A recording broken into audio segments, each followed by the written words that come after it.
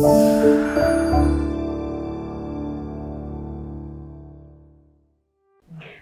alaikum wa rahmatullahi wa barakatuh. Жалпы Москва шаарындагы айымдар, сиздер үчүн хижама боюнча бир аз маалымат берип кетейин деп чечтим.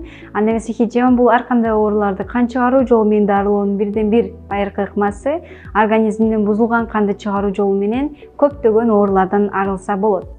Белгилеп кетчү жагдай хижама башкы артыкчылыгы Мухаммед пайгамбар саллаллаху алейхи ва салламдын сүннөтүнө эскерилет. Ал айтты: дарылы күчү 3 нерседе деп. Балды жутууда, канды агызууда жана аны күйгүзүүдө.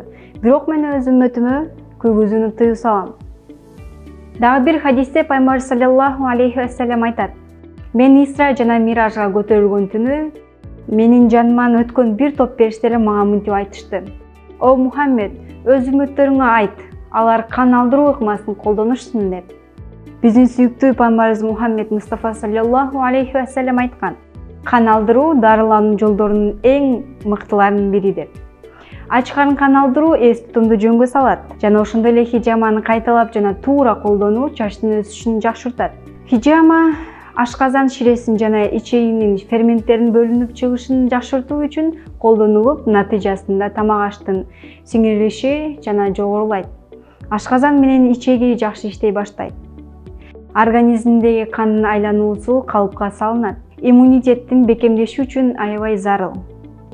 Жана ошондой эле хижама канды тазалайт.